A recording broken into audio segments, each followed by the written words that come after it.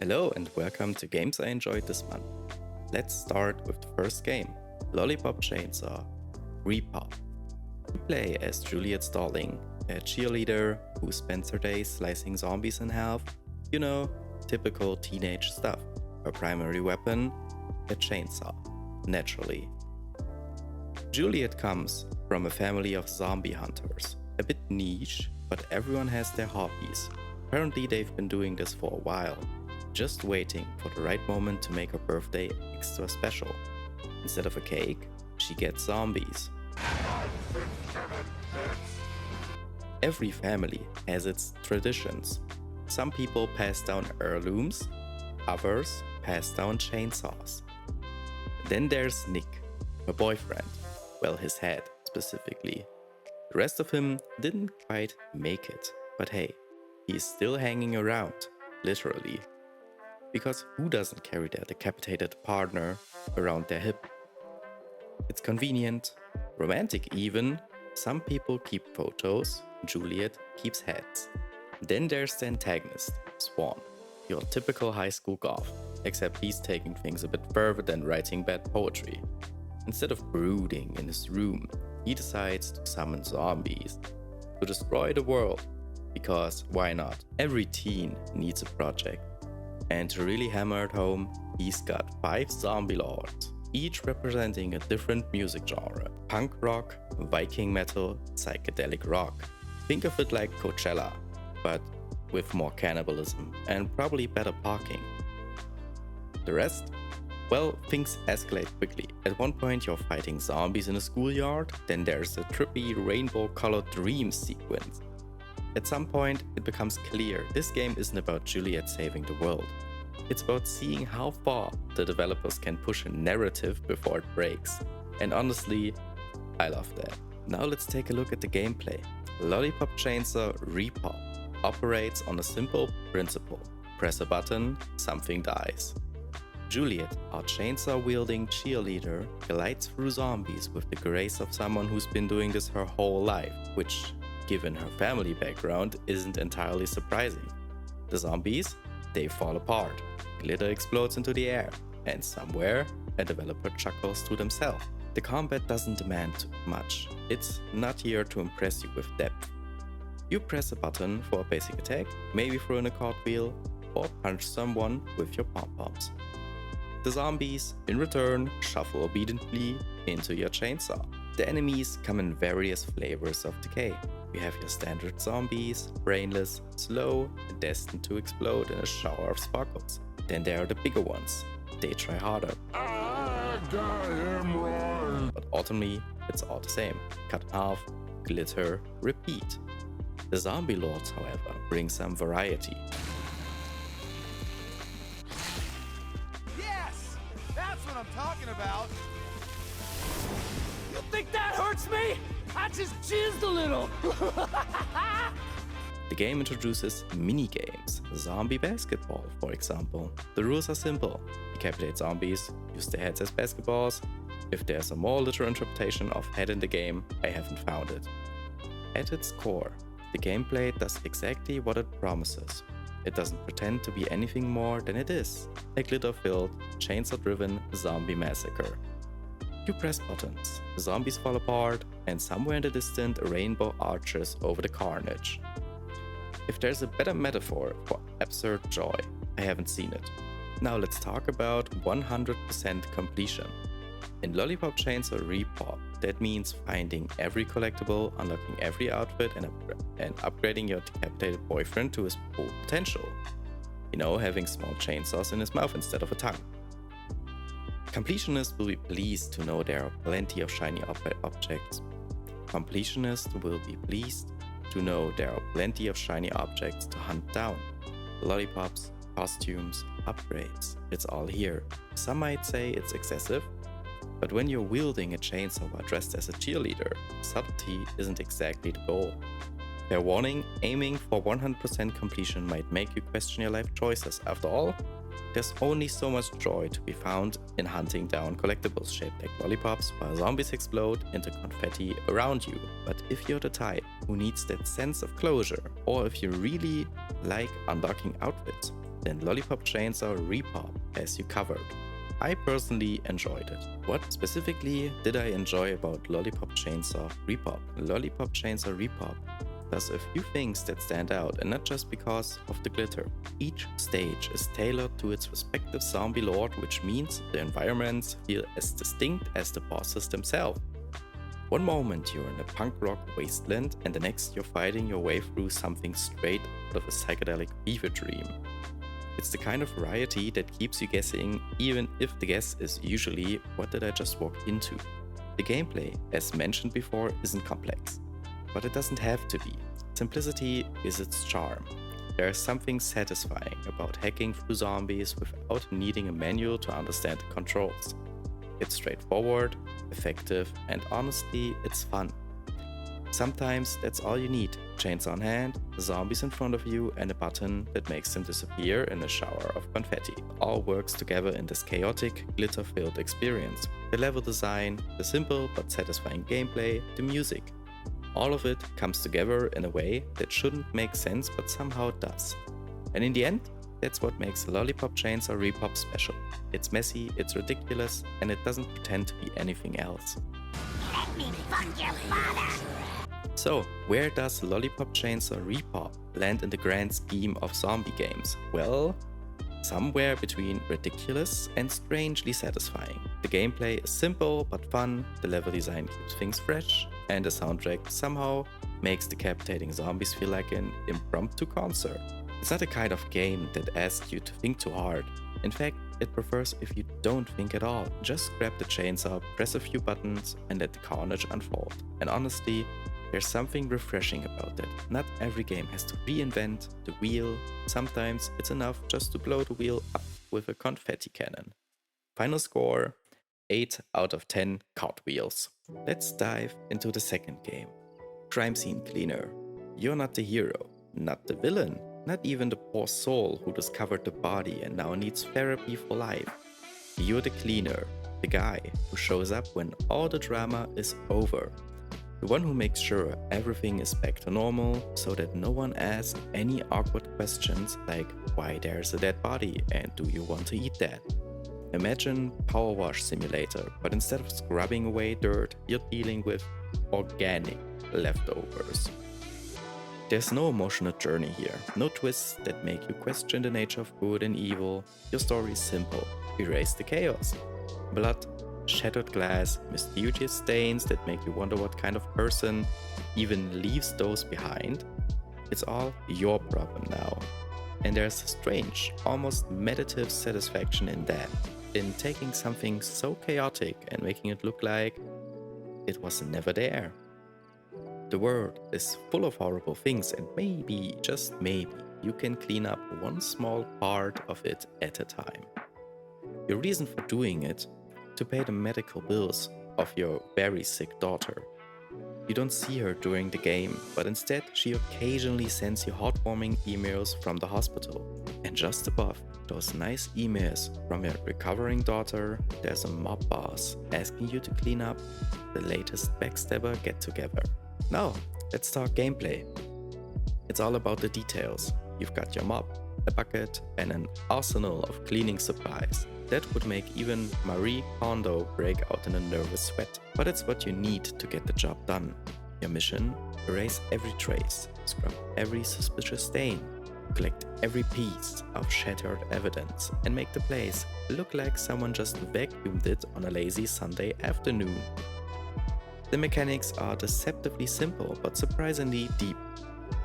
You start by sizing up the mess, figuring out what needs scrubbing, what needs to disappear, and what can be left for the local wildlife to snack on. Strawberry gem stains, broken lamps, random pieces of people. You know the drill.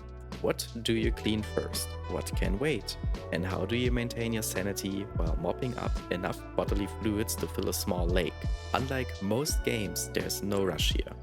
No ticking clock, no ominous footsteps signaling someone's about to walk in you mid-scrub. Instead, it's just you and the leftovers of what could be you should you fail to satisfy your boss.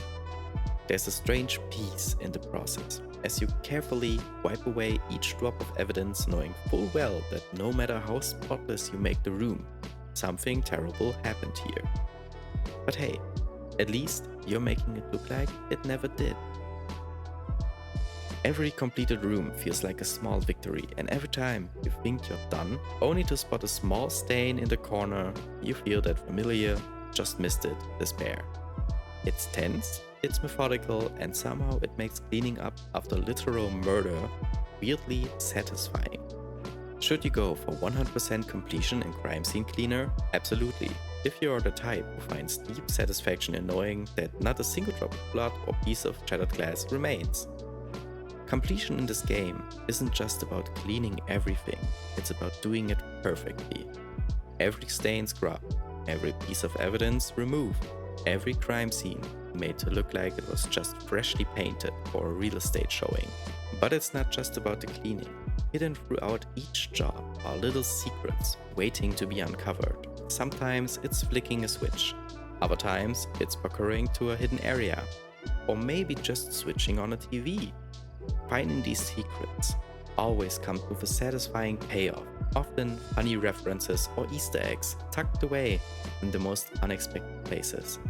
These moments add a nice touch of humor to balance out the grim work. However, even after you've tracked down every secret, the game isn't done testing you. It loves to hide those stubborn, annoying little stains in places you'd never think to check, like under a cabinet or behind a couch. You swear you've cleaned up everything, only to find a tiny smear on the ceiling that somehow escaped your meticulous scrubbing.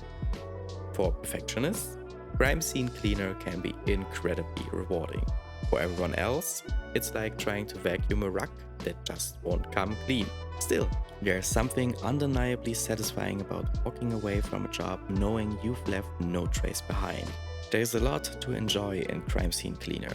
And let's start with the humor. The main character isn't just silently scrubbing away blood and picking up shattered limbs. He's got something to say about it all. Regular one-liners and witty remarks fly out while you clean, giving the whole process a layer of dark, self-aware humor that keeps things entertaining. Whether he's making an offhand comment about how this mess could use some bleach, just like my soul, or remarking on the absurdity of cleaning up yet another bizarre scene, the humor adds a nice touch of levity to the grim task at hand. The game also loves its references, and they are everywhere. Whether it's nods to other games or sly winks to media, the references are one of the best parts. For example, in one level set in a museum, you spot two rubber ducks imitating Spider-Man's iconic upside-down scene. The reference always brings a fun surprise that breaks up the serious tone of the cleanup. Another element I really appreciate is the progression of the main character's home. At the start of the game, his house is a wreck, with his daughter's room taken over by a large hospital bed. But as you work through each level, you can see the place slowly transforming. The home becomes cleaner, more organized, and the daughter's room gets a little brighter, more personal with each passing level. It's a subtle but touching way of showing that even in a game about cleaning up horrific crime scenes, there's a story, personal hope woven in. In conclusion, Crime Scene Cleaner takes something mundane, cleaning, and turns it into an oddly satisfying, darkly humorous experience. It's not just about scrubbing floors, picking up body parts. It's about doing it with style, with humor, and maybe even with a little bit of art. Thanks to the story behind the main character's home. There's a surprising depth to the mechanics, and the blend of references and secrets make the game more than just your average simulator. Sure, it can be frustrating when you think you've finished only to find that one last spot you missed, and when you stumble across yet another rubber duck hiding in plain sight. But those little annoyances are part of what makes the game fun and keep you coming back for more. In the end, Crime Scene Cleaner is a game about precision, patience, and just a little bit of madness. If you're up for the challenge, it's a must-play for anyone who enjoys dark humor and cleaning up after the worst kind of messes. The final score is 8 out of 10 mobs. The third game is Life Eater. Life Eater drops you into a life with one goal: keep the god, Zimfer, happy by sacrificing people. No weekends, no hobbies, just good old-fashioned human offerings. It's like if your job was to take out the trash, except the trash has a name, a routine, and sometimes they wave back at you. You don't have a normal life, you have a task list. And the first thing on it is learn the neighbor's routines, followed by end the neighbor's routines. The game boils down to a series of steps. First, stalk your target.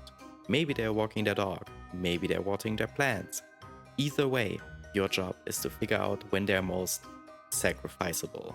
In Life Eater, gameplay boils down to one simple rule: observe, learn, and strike.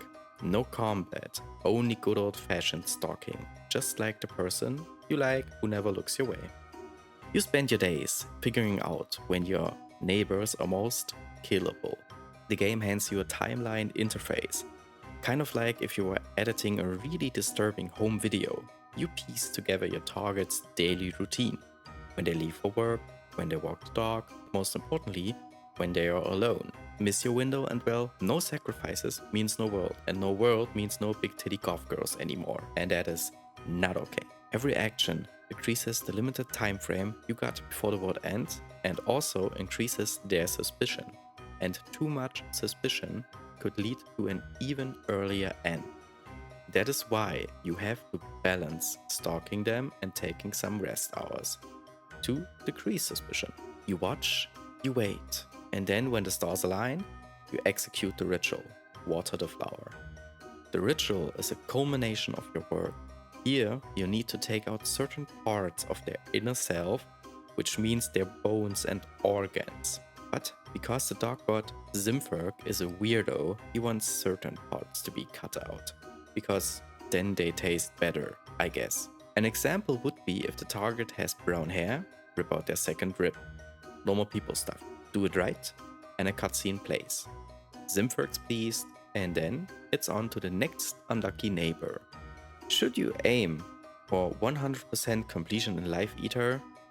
Let's just say if you enjoy doing the same thing over and over again until your brain feels like mush, then sure, go for it. But realistically, the game's loop of stalking, sacrificing, and cutscene starts to feel a bit like a broken record after a while. At first, uncovering the routines of your neighbors and planning their demise is fun in a darkly satisfying way.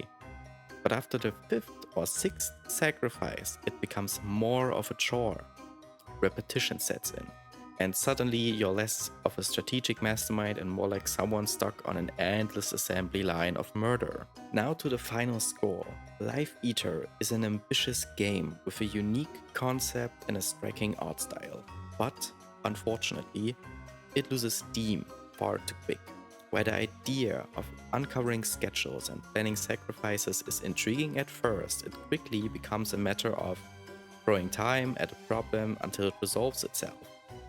There's little logic in how you piece together your target's routines, just more waiting and hoping something clicks. And when you finally get to the ritual, 2 wrong moves and it's back to square one. Restarting the year over again feels less like a challenge and more like a frustrating punishment.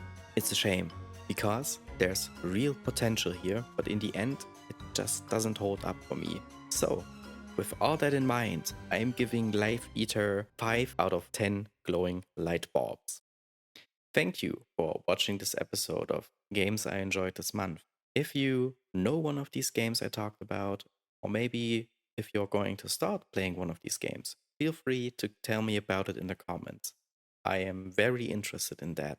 I welcome you to the next episode of the series. Till then, goodbye.